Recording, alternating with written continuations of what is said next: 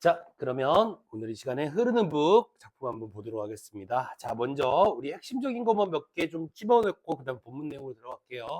자, 먼저 첫 번째로는 이제 단편 소설이고 세태 소설입니다. 자, 여기서 이제 우리가 흐르는 북에서 중요한 거는 역시 세태 소설이라는 것 자체가 중요한데요.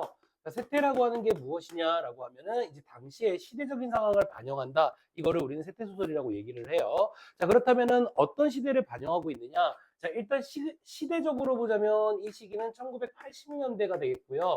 자, 그렇다면 두 가지 정도의 시대를 볼 수 있는데, 자, 첫 번째는 무엇이 되는 거냐면, 일단 민주화에 대한 열망, 민주화 운동이 일어나던 그러한 시기다라고 하는 것과, 그 다음에 두 번째, 사실은 첫 번째 시대적인 배경보다는 우리는 두 번째 좀 시대적 배경에다가 주목을 해야지 여러분들이 조금 시험에서 쉽게 득점할 수가 있을 거라고 생각을 하는데요. 두 번째는 바로 뭐냐면, 자, 전통. 우리가 흔히 얘기하는 이제 우리의 전통적 가치가 뭐 되어가는 시대다, 상실되어가는 그러한 시대다라고 볼 수가 있겠죠. 이런 전통적인 가치가 상실하는 가장 근본적인 이유는 역시 무엇 때문이냐면, 이제 1960년대부터 시작되었던 우리의 이제 산업화나 그 다음에 도시화, 특히 이제 산업화 또는 근대화라고 불려지는 이러한 시대적인 상황이 원인이 되어서 이렇게 전통적 가치가 점점 사라지고 있다, 이렇게 볼 수가 있다라고 하는 거죠. 자, 그 다음에 이제 성격적으로 사실적입니다. 굉장히 이제 가족들의 모습을 통해서 사실적으로 보여주고요. 비판적인 요소도 분명히 있습니다. 자, 그 다음에 배경은 아까 말씀드린 것처럼 1980년대가 되겠고요. 자, 시점은 전지적 작가 시점이기 때문에 자, 인물의 말과 행동뿐만 아니라 인물이 가지고 있는 내면 심리까지도 우리가 정확하게 볼 수가 있겠죠. 자, 그 다음에 제재는 북입니다. 아무래도 이제 북이라고 하는 건 제목에도 나와 있는 것처럼 북이 가지고 있는 상징적인 의미는 상당히 중요할 수밖에 없어요. 알겠지? 자, 물론 전반적인 북의 의미를 판단하면 좋겠지만 우리는 이 소설에서는 어떻게 접근을 해야 되냐면 각 인물들이 이 북에 대해서 어떻게 생각하느냐라고 하는 것이 굉장히 중요해요. 자, 그러면 이제 그 내용에 대해서 한번 보자면 먼저 우리가 인물에 대한 연구가 먼저 들어가야겠죠. 자, 선생님이 작품을 보기 전에 미리부터 인물에 대한 이야기를 먼저 한번 해보도록 할게요. 자, 이 인물에 대한 이야기를 할 땐 항상 따라오는 게 있는데 바로 뭐냐면 이 갈등이라고 하는 구조를 여러분들이 좀 지켜보시면 좋겠고요. 자, 일단 이거 한번 집어볼게요. 그러면 이 소설에서 갈등은 과연 어떤 갈등을 주되게 보여주느냐라고 하면 당연한데요. 세대 간의 갈등이 되겠습니다. 세대 간의 갈등을 보여주는 그러한 이제 소설이다, 이렇게 우리가 볼 수 있습니다. 자, 그러면 북의 의미, 상징적인 의미를 판단하기 전에 우리 먼저 한번 인물들을 한번 들여다볼게요. 자, 먼저 우리는 첫 번째로 이 소설의 이제 주인공의 역할에 가까운 주인공인 바로 민노인이라고 하는 이 인물에 대한 이야기를 먼저 해볼게요. 자, 민노인은 1세대입니다. 이제 뭐 임의적으로 따지면 1세대라고 볼 수 있고요. 자, 그 다음에 두 번째는 이제 누구를 주목할 거냐면 민대찬을 주목할 겁니다. 물론 이제 뭐, 와이프까지도 이제 그 민노인의 아들이 있는데요. 그러니까 와이프까지도 같은 세대로 묶어줘야 되겠지만, 어쨌든 이 민대찬이라고 하는 2세대, 그렇죠. 그 다음에 여기에서 이제 또 다른 세대가 나오겠죠. 바로 민성규라고 불려지는 3세대가 있습니다. 자, 이렇게 우리는 세대별로 나누었을 때요. 자, 이들이 과연 어떤 관계를 띠고 있느냐에 따라서 인물에 대한 설명을 할 수가 있겠죠. 자, 먼저, 자, 민노인과 민대차는, 이 두 사람은 갈등 관계에 놓여져 있습니다. 자, 이렇게 화살표가 양방향으로 되어 있는 건 갈등 관계고요. 자, 그 다음에 민대창과 민성규 역시 갈등 관계에 놓여져 있습니다. 알겠죠? 자, 그리고 이렇게 민성규와 그 다음에 민노인은 서로 이렇게 화합이 이루어지는 세대다, 이렇게 우리가 볼 수가 있거든요. 자, 그럼 왜 그러냐? 일단 민노인은요, 북이라고 하는 것에 대해서 얘기를 해보자면, 먼저 민노인에게 북은요, 바로 정통적인 가치. 그러니까 민노인은 아주 옛날부터 이 북이라고 하는 예술적 가치를 추구하는 사람이었거든요. 근데 그러다 보니까 뭐 예술적 가치의 완성 이런 것들은 있을 수 있어도 이제 문제가 되는 게 뭐냐면 가정을 돌보기가 쉽지 않죠. 이렇게 저렇게 막 떠돌아다니는, 우리가 흔히 역마살이라고 얘기하는데, 그렇게 떠돌아다니다 보니까 아무래도 가정에 좀 등한시하는 경향이 있었을 거예요. 그러니까 민노인은 어떤 사람이냐라고 하면은 여기서 이제 제일 중요한 건데, 전통적 가치, 저 북이라고 하는 전통적 가치라거나 그 다음에 예술적 가치 우리가 이렇게 볼 수가 있겠죠. 예술적 가치 그렇죠. 자, 이런 것들을 추구하는 그러한 인물이 되겠고요. 북으로 통하는 전통적 예술적 미안합니다. 전통적 예술적 가치를 추구하는 그런 인물로 볼 수가 있고요. 자, 민대차는 그러한 이제 1세대니까 아버지가 되겠죠. 그죠? 그러한 아버지로 인해서 아주 불우했던 어린 시절을 겪을 수밖에 없습니다. 그렇다 보니까 자연스럽게 어떤 마음이 드냐면 가난한 게 지독히도 싫은 거예요. 그렇죠? 그러면 나이가 들면서 어떻게 되겠습니까? 아주 중요하게 생각하는 거죠. 그 뭐를 돈이라고 하는 걸로. 그렇죠? 물질을. 그래서 민대차는 바로 물질적 가치를 추구하는 그러한 인물이 되겠습니다. 물질적 가치를 추구하는 그러한 인물이 되겠죠. 그러니까 이제 계속 나이가 들어서 조금 이제 나이가 노년으로 접어들면서도 계속 북에 대한 열정을 끊임없이 추구하는 민노인을 자, 민대차는 어떻게 볼 수밖에 없어요? 불만스럽게 볼 수가 없겠죠. 그렇죠? 그리고 이 물질적 가치를 추구한다라고 하는 거는 결국에 아까 우리가 세태소설이라고 불려졌는데 산업화와 근대화가 이루어지면서 우리의 가치는 전통적인 가치보다는 물질적 가치를 더 중요하게 생각하잖아요. 어렵게 생각하지 말고요. 예를 들어서 우리나라 판소리 같은 경우엔 전통적 가치를 추구하는 음악이잖아요. 근데 그 판소리가 사라지게 된 이유는 아주 간단해요. 공연에 더 이상 할 데가 없어요. 이유가 뭐예요? 사람들이 관심 받기예요.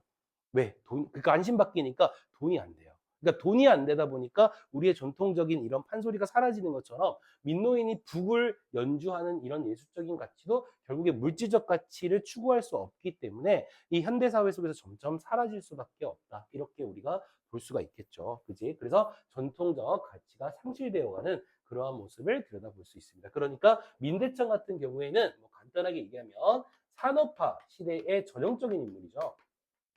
이 산업화라고 불려지는 시대의 전형적인 그러한 인물이 되겠습니다. 물론 우리는 민대찬에 대해서는 좀 이 작품이 아무래도 민노인의 중심으로 가다 보니까 민대찬에 대해서 좀 비판적인 요소가 있을 수 있겠지만 선생님 생각 좀 달라요. 그러니까 뭐 어린 시절에 하도 민노인에게 이렇게 민노인에 의해서 자기의 불우했던 시절을 겪게 되다 보니까 이 사람이 그런 불만을 가지거나 또는 아주 싫을 거 아니에요. 정말 그 이라고 하는 것만 들어도 싫을 거 아니에요. 그런 것처럼 어느 정도 선생님은 민대찬도 이해합니다. 그렇지. 근데 이 작품에서는 민대찬의 이런 물질적 가치, 그다음에 산업화에 대한 전형적인 인물들을 조금은 비판적으로 들여다보고 있죠.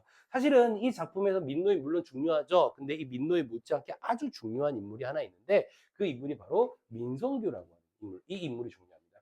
3세대죠. 그러니까 민노인과 그다음에 민대찬이라고 불려지는 이 이제 부자 관계에서 민노인의 손자이자 민대찬의 아들이 되는 이 민성규의 역할이 굉장히 중요한데요. 자, 이 민성규는요, 두 가지로 우리가 들여다볼 수 있습니다. 첫 번째는 어떤 사람이냐? 바로 이런 사건이 중간에 있어요. 자신의 동아리, 그러니까 탈춤반에 있는 동아리인데 이 동아리에 그 축제 때 민노인을 초대하게 돼요. 그래서 민노인이 거기서 북을 치게 되거든요. 그러니까 그럴 정도로 이 할아버지의 이런 전통을 추구했던 또는 예술의 열정에 대한 것들을 굉장히 이해하는 친구입니다. 그렇기 때문에 자신의 동아리에 할아버지를 초대했다. 그리고 같이 공연을 했다라고 하는 것은 바로 할아버지를 뭐한다? 이해하는 인물이라고 우리가 이해하시면 됩니다. 자, 민노인을 이해하는 그러한 인물이다. 그러니까 이해한다라고 하는 거는 무슨 얘기냐면 민노인이 가지고 있는 예술적 가치를 이해한다는 얘기고요. 자, 그 다음 두 번째도 가보겠습니다. 자, 그러면서 자연스럽게 이 민노인과 민대찬에서 끊어지는 이 세대의 이런 단절 있죠? 이런 단절들이 민성규에 의해서 자연스럽게 어떻게 됩니까? 이어지게 되는 거죠. 그래서 이거는 바로 이 민성규는 세대 간의 화합을 주도하는 그러한 인물이다라고 하는 걸 우리가 들여다볼 수가 있다라고 하는 거죠. 사실은 이제 주제의식이 가지고 있는, 그러니까 이 작가가 가지고 있는 주제의식은 여기에서 우리가 들여다볼 수가 있겠죠. 민성규의 의도에서 볼 수가 있습니다. 자, 이렇게 우리가 인물에 대한 이해를 한번 해봤는데요. 그렇다면 이제 북이 가지고 있는 상징적인 의미를 한번 접근해 봅시다. 선생님이 아까 말했죠. 북이라고 하는 이 상징적인 의미는 우리가 각각 인물들이 이 북에 대해서 어떻게 생각하느냐라고 하는 게 중요한데요. 자, 먼저 민노인, 그 다음에 민대찬, 그리고 민성규.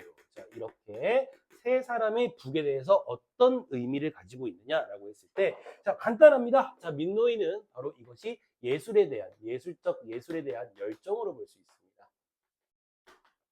자신의 예술에 대한 열정을 드러내는 그러한 소재로서 볼 수가 있다라고 하는 거죠. 그러니까 물론 여기서 민노인은 정신적인 가치를 추구하거나 또는 이제 예술적 가치를 추구하는 그러한 인물이라고 볼 수가 있고요. 자, 그 다음에 민대찬에게 북이라고 하는 건 어떻게 써요? 아까 말했죠? 불만이에요.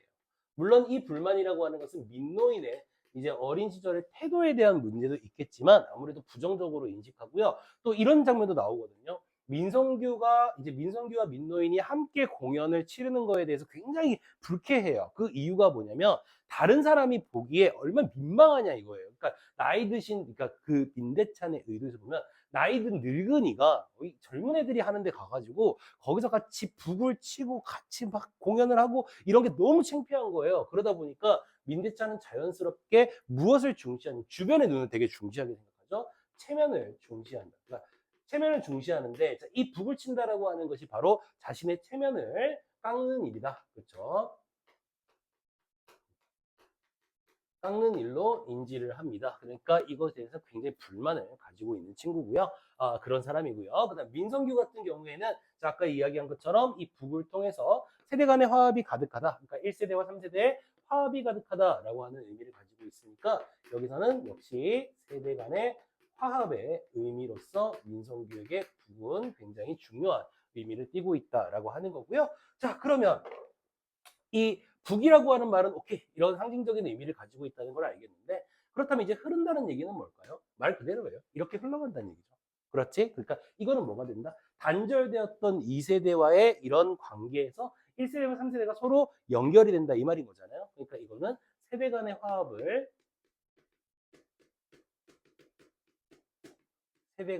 화합을 뭐한다? 암시하는 그러한 내용이 된다. 이렇게 우리가 볼 수가 있습니다. 자, 아주 중요한 내용들을 미리 선생님과 같이 한번 봤죠. 자, 다음입니다. 주제는요. 그래서 예술론과 인간의 본원적인 삶에 대한 세대 간의 가치관의 차이가 있고요. 특징은 중심 소재를 통해 세대 간의 갈등 양상을 보여준다. 그 중심 소재가 바로 북이라고 하는 개념이 되겠죠. 소재가 되겠죠. 갈등 해소를 제시하지 않음으로써 여운을 남기게 됩니다. 그러니까 뭐 자연스럽게 서로 이제 싸움에서 조금 화해를 하고 서로 이해해주고 이런 개념이 아니라 조금은 이제 갈등이 계속 유지되는 상태에서 이제 내용이 끝나버려요. 그래서 우리에겐 여운을 주고 또는 어떻게 보면 독자들에게 경종을 울리는 그러한 작품으로 굉장히 유명한 작품입니다. 자, 내용에서 여러분들이 시험에서 볼 때는요, 본문의 내용으로 들어갈 건데 진짜 안 어려워요. 정말 흐르는 북이라고 하는 작품은 여러분들이 전반적인 내용만 잘 이해하면은 사실 본문의 내용이 그렇게 어렵지 않아요. 그래서 충분히 인물의 의도나 그다음에 인물이 어떤 내면을 가지고 있는지 또는 인물이 가지고 있는 가치관이나 사상 같은 것들이 어떻게 발생되어 가는지 아주 단순하게 접근할 수 있습니다. 자, 그럼 지금부터 본문의 내용을 선생님이랑 같이 한번 들여다보도록 할게요. 자, 먼저 앞부분의 줄거리부터 먼저 봅시다. 몇 가지 우리가 이제 좀 체크해야 될 중요한 그렇죠? 요소들이 분명히 있습니다. 자, 읽어보겠습니다. 자, 평생 북을 치며 방랑하던 민노인은 아들 내외에게 얹혀 산다. 그러니까 이제 다시 말하면 예술의 혼을 이렇게 불태우는 사람이었다 보니까 아무래도 경제적으로는 이렇게 능력이 좀 없겠죠. 자, 민노인의 아들인 민대찬은 가정을 돌보지 않는 아버지 때문에 힘든 어린 시절을 보냈고 민대찬은 자수성가하였지만 자, 민노인에 대한 원망 때문에 자, 회복하기 힘든 갈등이 자리하고 있습니다. 자, 아까 얘기했던 부분이죠. 그러다가 민대찬의 고향 친구들이 집으로 놀러와서 민노인에게 북소리를 청해 듣고 간 일을 계기로 민대찬은 민노인 때문에 자신의 체면이 깎였다고. 그러니까 체면을 깎는 일, 체면을 굉장히 중요하게 생각해요. 자, 민노인이 북제를 잡는 것을 반대하게 됩니다. 그 후로 민노인은 집에 손님이 오는 날이면 밖으로 자리를 피하는 습관이 생겼다. 가족 중에서 민노인의 예술적 기질과 삶을 이해해주는 사람은 손자 누구밖에 없다? 성규밖에 없습니다. 어느 날 성규는 할아버지에게 자신이 다니는 학교의 봉산탈춤 공연에 참여해 달라는 제의를 받았고, 자, 민노인은 고민 끝에 이를 수락하게 된 겁니다. 자, 이런 내용이죠. 그러니까 다시 말하자면 민노인은 평생을 이 북을 치는, 북을 연주하는 예술 혼으로 살아왔거든요. 그런데요, 자, 민노인의 앞부분의 줄거리에서 보면 이젠 더 이상 민노인의 북에 대한 열정 있죠? 이 북에 대한 열정이 있는데, 자, 이것이 점차적으로 민노인에게는 어떻게 되어 가냐면 억압당하고 있었던 거예요. 그러니까 물론 이제 억압의 주요 포인트가 누구냐면 민대찬이긴 하잖아요. 그죠? 아빠 이런 거 좀 하지 마세요. 아버지 이런 거 좀 하지 마세요. 라고 얘기를 하는 것처럼 이런 열정을 좀 억압당하고 있어요. 자, 그러다 보면 이제 욕망이 막 강해질 거 아니에요. 그럼 막 괴로워요. 솔직히. 그죠? 자기가 하고 싶은 걸 하지 못하게 하니까. 그런데 자, 민성규가 바로 자신의 봉산탈출 공연에 민노인을 초대해서 이 북을 칠 수 있는 계기가 되었다는 겁니다. 자, 이제부터 절정 내용부터 한번 들어가 볼게요. 그날 밤 민노인은 근래에 흔치 않는 노고나무, 그러니까 피곤함이에요. 근데 이게 나쁜 게 아니라 기분 좋은 피곤함이에요. 그러니까 우리가 어떤 일을 했을 때 정말 내가 너무 좋아하는 일을 모든 에너지를 다 쏟았을 때 이렇게 느껴지는 그런 피곤함이거든요. 자, 깊은 잠을 자게 됩니다. 자, 춤판이 끝나고 아이들과 어울려 조금 과음한 까닭도 있을 것이었다. 더 많이는 오랜만에 돌아온 자기 몫을 제대로 해냈다는 느긋함이 꿈도 없는 잠을 거쳐 상큼한 아침을 맞게 했을 거라고 믿었는데 이거예요. 자, 중요한 거는 이겁니다. 북에 대한 열정이 자, 억압당하고 있던 이런 민노인에게 그렇지. 자, 성교와 함께 했던 이 공연이 의미하는 바는 바로 무엇일까요? 라고 이야기를 했을 때 바로 자신의 이 열정을 뭐 할 수 있었다는 겁니까? 열정을 해소할 수 있었던 그러한 이제 요소로서 이 공연이라는 게 민노인에게 굉장히 의미가 있습니다. 그런데요, 이 공연이 단순히 이제 민노인에게 아주 즐거운 일만 주는 건 아니고요. 이 공연이라고 하는 것이 이제 또 다른 갈등을 유발시키게 됩니다. 그래서 첫 번째 우리가 갈등의 내용을 보자면 바로 민노인과 첫 번째 갈등입니다. 민노인과 바로 송여사.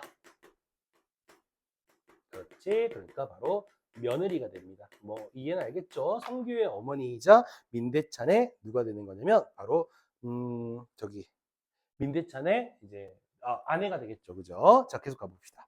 자, 다 저녁 때가 되어 외출해서 돌아온 며느리는 집안에 들어서자마자 성규를 찾았고 그가 안 보이자 민노인의 방문을 밀쳤습니다. 행동들을 잘 봐야 돼요. 그러니까 방문을 열었다가 아니라 뭐라고 하냐면 밀쳤다라고 하는 건 일단 이 송 여사 같은 경우에는 민노인에 대한 불만이 굉장히 강합니다. 지금 뭐 여러분들이 이제 눈치를 채셨겠지만 성교와 함께, 그치? 성교와 함께 공연을 했다는 거에 대한 불만이에요. 읽어볼까요? 아버님, 그저께 성교 학교에 가셨어요? 자, 예사스러운 말씨와는 달리 굳어있는 표정 위로는 낭패의 그늘이 쫙 깔려 있었다. 자, 금방 대답을 못하고 엉거주춤한 형세로 며느리를 올려다보는 민노인의 면전에서 자, 송여사의 한숨 섞인 물음이 또 떨어졌다. 북을 치셨다면서요. 공연을 하셨다면서요. 그랬다. 잘못했니? 자, 당당하죠. 민노인은 자신이 성교와 함께 공연을 했던 거에 대해서 절대로 이건 잘못되었다고 생각 안 합니다. 자, 우선은 죄인 다루듯 하는 며느리의 힐문에, 그러니까 이렇게 막, 이렇게, 뭐랄까, 물어보는 걸 힐문이라고 하잖아요. 그죠? 트집을 잡는 걸. 자, 부하가, 그러니까 뭐, 이렇게 막, 분한 마음이 꾸역꾸역 치솟고 소문이 빠르기도 하다는 놀라움이 그 뒤에 일었다라고 얘기합니다. 뭐 간단하게 정리합시다. 여러분들 이제 모르는 건 아니잖아요. 아니, 고등학교 2학년이 되는 친구들이 이제 소설에서 이와 같은 부분들을 우리가 모르는 건 아닌데 여기서는 이제 인물의 내면 심리, 전지적 작가 시점이다 보니까 이 부분에서 내면 심리를 어떻게 해요? 부하가 치솟는다 또는 이제 뭐 소문이 빠르기도 하다고 놀랐다 이런 말들을 직접적으로 제시하는 직접 제시, 내면에 대한 직접 제시가 가능하다는 거 여러분들이 눈치챌 수 있겠죠. 자, 아이들 구경하는데 노는데 구경 가시는 것까지는 몰라도 개들과 같이 어울려서 북치고 장구치는 게 나이 자신 어른이 할 일인가요? 하면 어때서 성규가 지성으로 그러니까 정성을 다해서 청하였기에 응한 것뿐이고 나는 원래 그런 사람 아니니 그때 내가 원래 그런 사람 아니니 라고 하는 건 나는 원래 북에 미쳐 있는 사람이야. 북에 대한 열정이 굉장히 강한 사람 아니니 라고 하는 거야. 또는 이제 내가 북치는 걸 업으로 하고 있는 사람이지 않니? 이런 말입니다. 이번에도 내가 너희들 체면 바꿨냐? 아시니 다행이네요 라고 얘기합니다. 자, 이 부분에서 우리는 분명히 알 수 있는데 여기서 민노인에 대한 불만을 가지는 건 성룡사도 역시 마찬가지죠. 누구랑 동일합니까? 민대찬이랑 동일합니다. 알겠죠? 그러니까 결국에 왜 불만을 가졌느냐? 이 공연을 하는 데 있어서 민노인에게 불만을 가지는 건 결국에 자신의 체면을 체면을 깎는 그러한 일이라고 생각을 하기 때문에 송여사가 바로 민노인에게 불만을 토로합니다. 자, 다음입니다. 송여사는 후다닥 문을 닫고 나갔다. 일은 그것으로 끝나지 않았다. 며느리는 퇴근한 남편을 붙들고 밖에 나갔다가 성규와 같은 과 학생인 진숙이 어머니한테서 들었다는 이야기를 전했다. 진숙이 어머니는 민노인이 가면국에 나왔더라고 떠라는 귀뜸에 잇대어 자, 성규 어머니는 그렇게 멋있는 시아버지를 두어서 참 좋겠다며 빈정거리더라는 말도 덧붙였다. 근데 이게요, 성규 어머니 말이 진짜 빈정된 건지 아니면은 원래는 이렇게 정말 칭찬을 한 건데, 근데 약간 이렇게 속여사가 약간 이렇게 며느리가 고깝게 듣는 건지 모르겠어요. 그죠? 자, 그런데 이상하게도 아들은 민노인에게 아무런 내색을 하지 않았다. 이건 뭐냐면요, 그냥 포기한 거예요. 그러니까 민대차는 사실 불만을 토로할 대상이 민노인인데 민노인에게는 아무 말도 안 한다는 거는 사실은 민대차 포기한 거예요. 우리 아버지 저런 사람이야. 뭐 누가 말리겠니? 뭐 약간 이런 느낌이죠. 그쵸?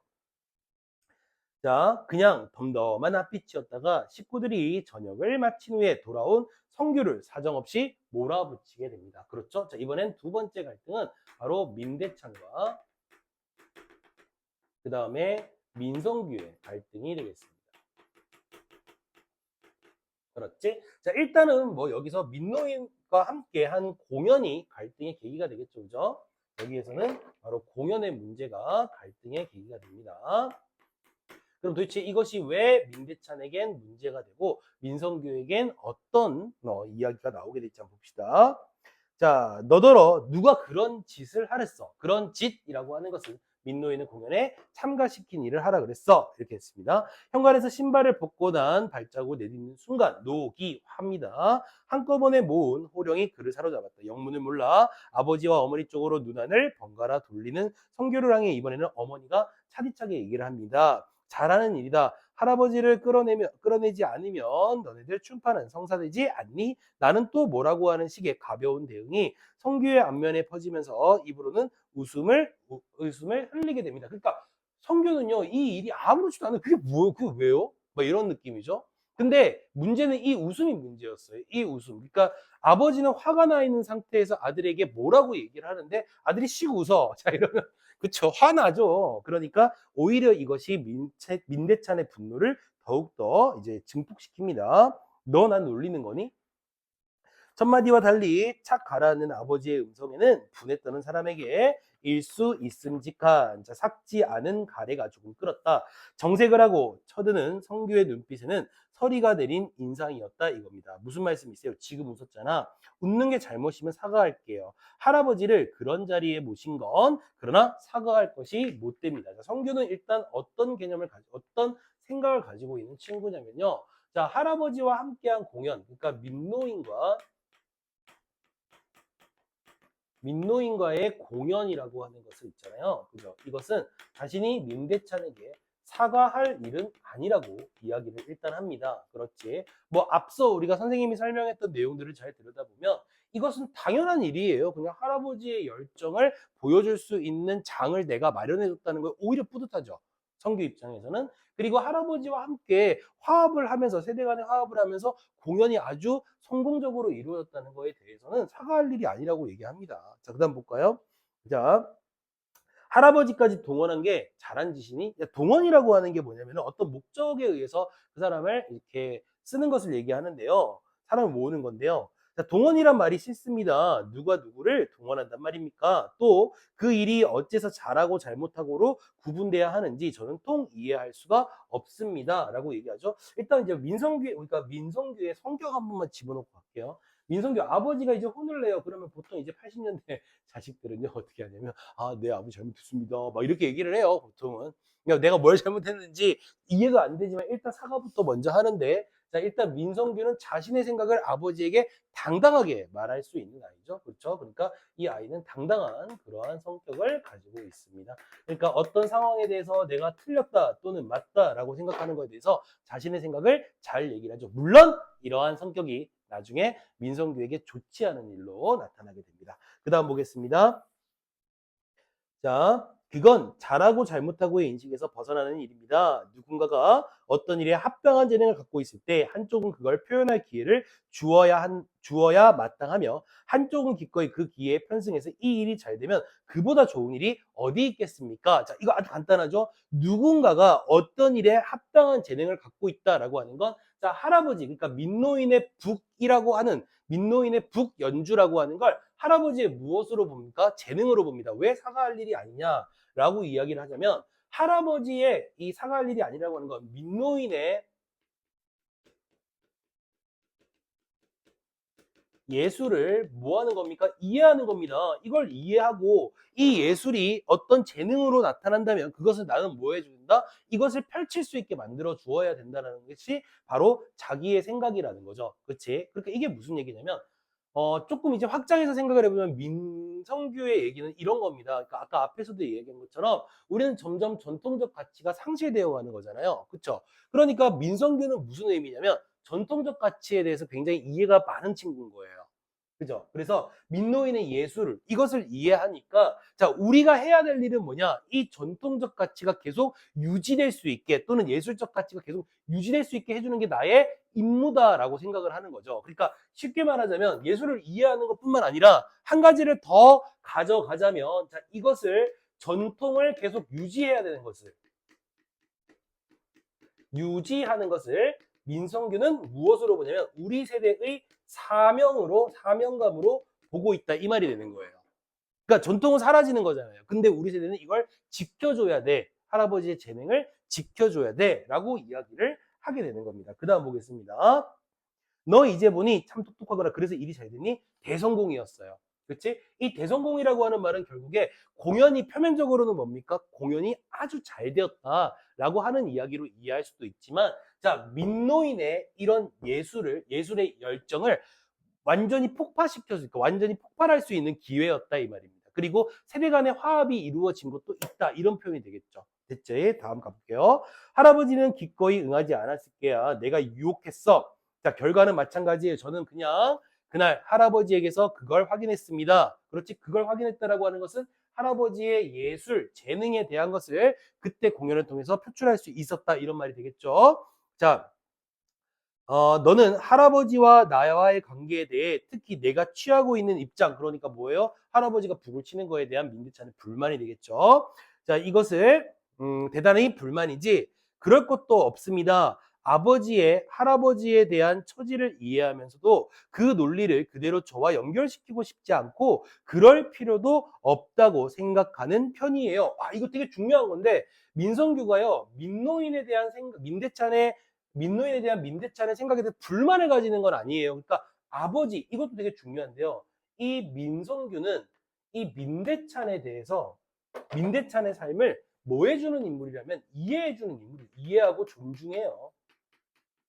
아버지의 삶은 아버지의 삶으로서 존중해줍니다. 라고 얘기를 하는 거죠. 하지만 민성규가 얘기하는 것은 뭐냐면 그 아버지의 가치, 아버지의 살아가는 삶의 이런 생각들을 자기에게 강요하지 말라는 얘기예요. 자기는 또 다른 생각을 하고 있다라고 하는 거죠. 다양성에 대한 얘기를 한다라고 볼 수 있습니다. 자, 그 다음입니다. 기특하구나. 반어적인 표현이에요.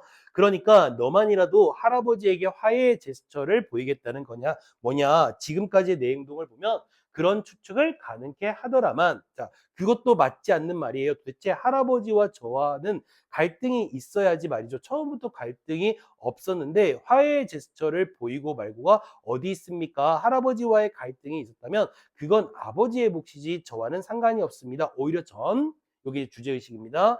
세대끼리의 갈등이 다음 세대에서 쾌적한 만남, 이걸 화합이라고 하죠. 이어진다면 그건 환영할 만한 일이고 역시 또 역사 의미 아니겠습니까? 라고 얘기를 하는 거죠. 그 역사의 의미라고 하는 게 바로 세대 간의 화합이 되면서 우리의 주제의식이라고 할 수 있습니다. 자, 어때요? 민성규 말 잘하죠?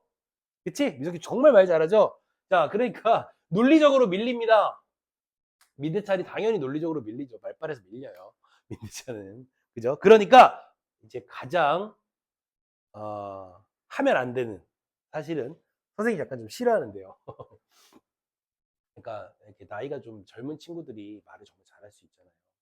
그렇죠? 그리고 말을 잘한다는 게 단순히 그냥 뭐 그러니까 말빨이 좋다 이런 개념이 아니라 그들도 비록 인생의 삶의 경험은 별로 없을지 몰라도 논리적인 생각에 오름이 있을 수 있잖아요.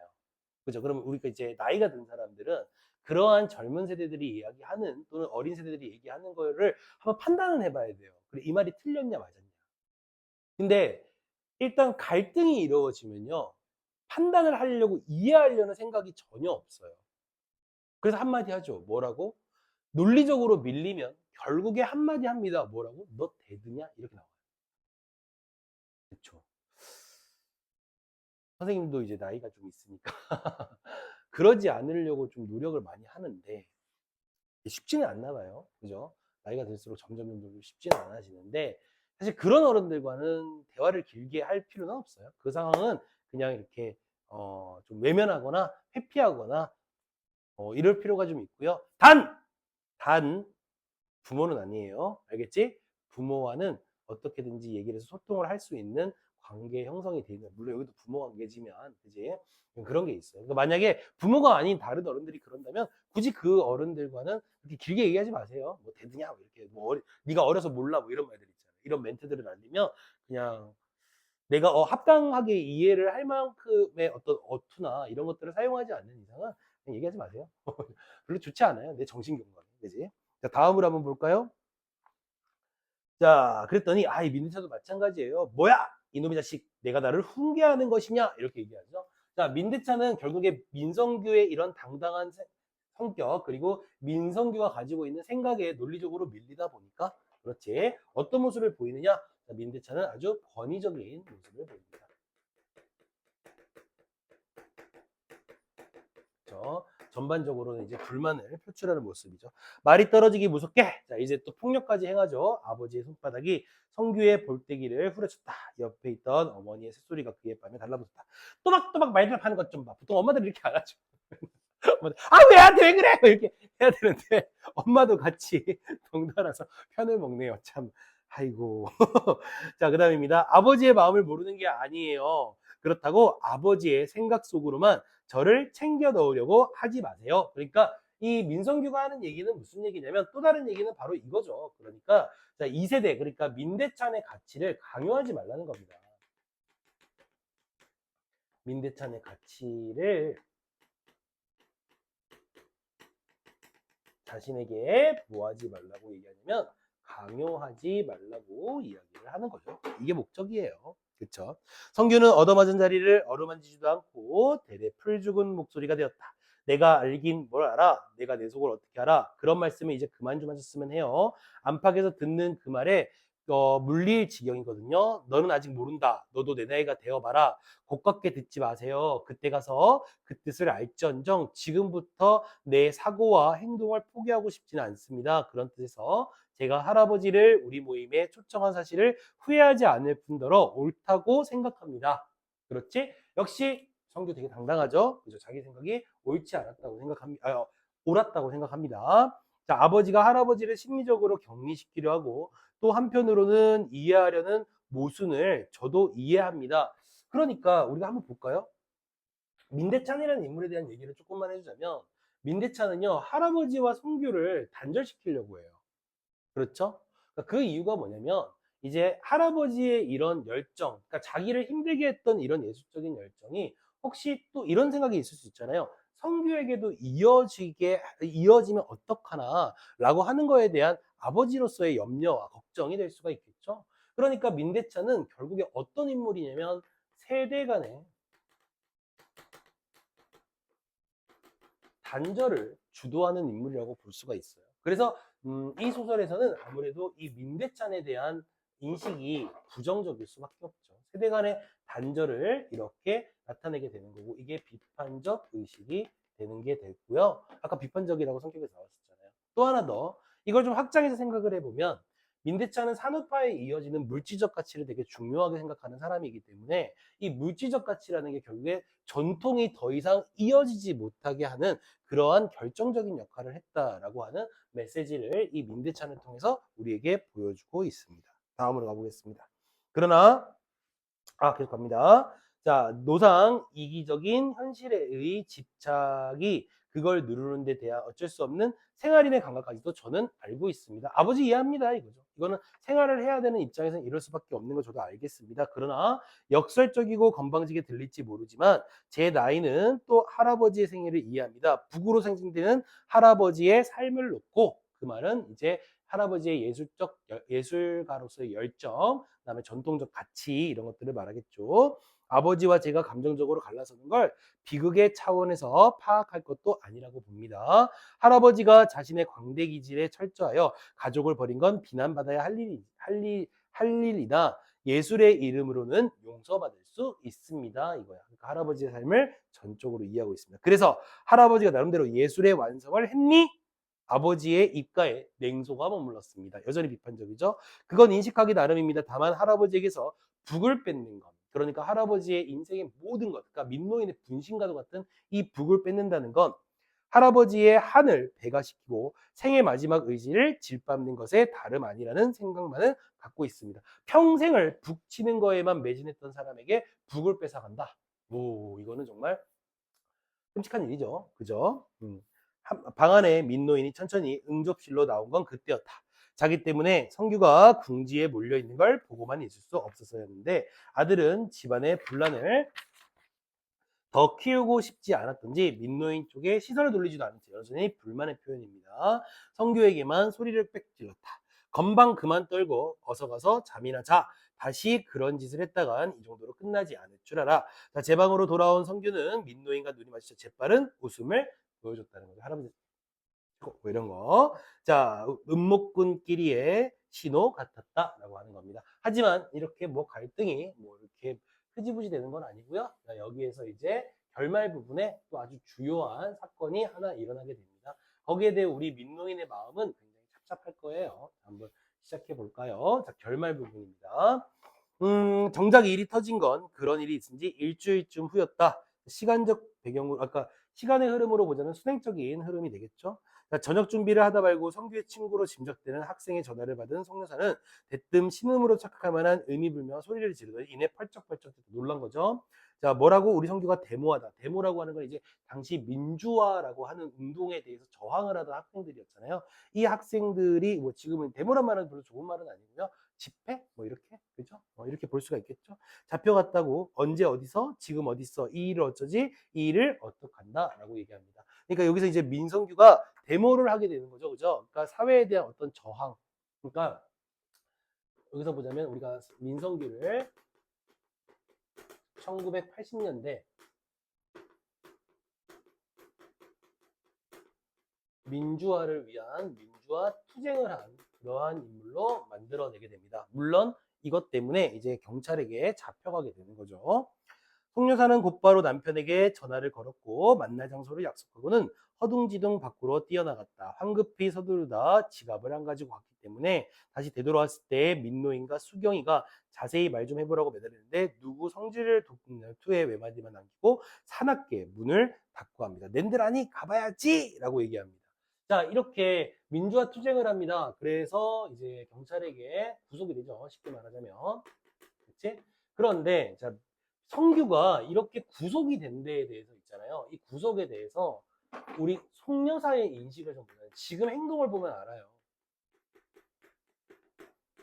구속이 된 송여사의 인식은 뭐냐면 지금 민노인에게 화를 내고 있잖아요. 민노인 뭐 잘못했어요. 그죠?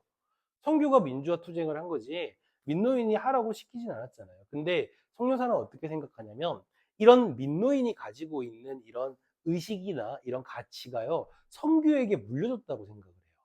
그러니까 자유로 또는 어떤 자기의 열정에 대한 뭐 끊임없는 추구 이런 것들을 성규에게 물려줬기 때문에 성규가 그렇게 했다고 생각을 하는 거죠. 그러니까 이 송여사의 인식은 뭐냐? 결국에 민성규의 구속의 원인이 뭐라고 생각하냐면 이것은 바로 민노인 탓이다. 민노인의 탓으로 생각하기 때문에 바로 민노인에 대한 불만을 더욱더 크게 표출을 하는 겁니다.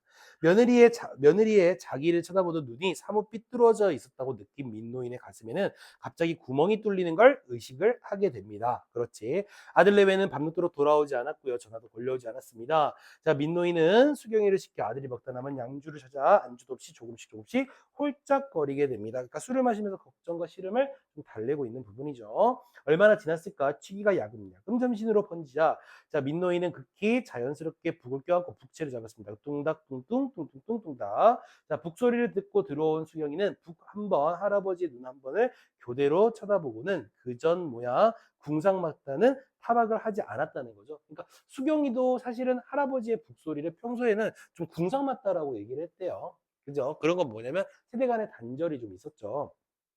그지?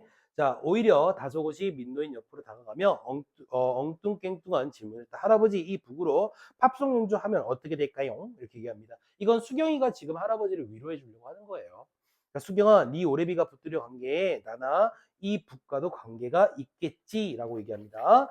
자, 둥둥둥 딱둥 무슨 상관이 있겠어요? 아니에요. 그보다 궁금한 게 있어요. 오빠와 저는 4살 터울이거든요. 그런데 오빠는 할아버지의 북소리에 푹 빠져 있고 솔직히 저는 자금으로만 들려요. 그 차이는 무엇일까요? 라고 얘기합니다. 그러니까 수경이도 결국엔 세대 단절을 보여주는 인물이죠. 이제 자, 아무래도 그 녀석이 내 역마살을 닮은 것 같아. 그러니까 이것도 한번 볼까요? 민노이는 이 민주화 투쟁을 하는 그런 성교에 대해서 있잖아. 민노인이 어떤 생각을 하게 되냐면요. 민노인의 인식은 자신과 동일하다고 생각을 합니다. 이런 민성교의 삶이. 근데 뭐가 동일하냐? 민주화 운동하는 것과 북을 치는 게 도대체 무슨 의미가 있느냐? 민주화라고 하는 건요, 진보적 가치. 그러니까 우리가 얘기하면 억압받았던 독재에 대한 저항이잖아요. 그죠? 이거는 사실 물리적인 저항이 아니에요. 그렇죠? 우리의 자유, 우리가 진정으로 말하는 자유. 그렇지? 요새 좀 자유라고 하는 말을 쓰면 안 되는 사람들이 좀 쓰는 경향이 있는데 그들이 자유를 가지고 좀 속이려고 하는 그런 사람들도 분명히 있죠. 우리는 자유를 추구합니다. 그런데 결국에 억압하는 걸 옹호하거나 이런 사람들도 있잖아요. 이런 자유 말고요. 우리가 생각하는 진짜 자유. 우리가 어떤 말도 자유롭게 할 수 있고, 그렇지? 우리가 어떤 상황에서 내가 하고자 하는 것들을 할 수 있는 것이 진정한 자유가 되잖아요. 그 자유라고 하는 가치를 추구하는 것이 바로 민성교예요. 그러니까 민성교는 결국에 왜 동일하다라고 보냐면 자신과 함께 민성교도 바로 예술적 가치라고 하는 눈에 보이지 않는 물질적인 것이 아니라 바로 정신적 가치를 추구함으로써 자신과 동일하다고 생각을 하고 그런 측면에서 어느 정도는 죄책감이 있을 수 있겠죠. 그치? 성규가 저렇게 된 거 나 때문이라고 생각을 하는 거거든요. 자, 역마살과 대모는 어떻게 다를까? 딱뚱뚱 뚝. 자, 할아버지 지금 무슨 말씀하고 계세요? 제 말을 든둥만둥. 손녀의 세살거리만 한옆으로 짚고 민노이는 눈을 지그시 감고 더 크게 북을 두드렸다라고 하는 거죠. 자, 이렇게 우리가 이제 일반적이지 않는 이제 두 사람이 어떤 정신적인 가치를 추구함으로써 민노이는 어느 정도 죄책감이나 그렇지 또는 안타까움 이런 것들을 들여다볼 수가 있습니다. 자, 이것으로 결말이 납니다. 그러니까 완전히 갈등이 해소되지 않았죠. 그러면서 한편으로는 이렇게 우리에게 무엇을 주죠? 여운을 주는 그러한 요소가 있습니다. 자, 여기까지가 흐르는 북의 본문의 내용까지였습니다. 아까 시작했을 때 얘기했지만 별로 어렵지 않은 작품이기 때문에 여러분들이 조금만 잘 공부를 하시면은 아마 시험에서 충분히 대비할 수 있을 거라고 생각합니다. 자, 그 흐르는 북 여기까지 강의를 하고요. 자, 수고들 많으셨습니다.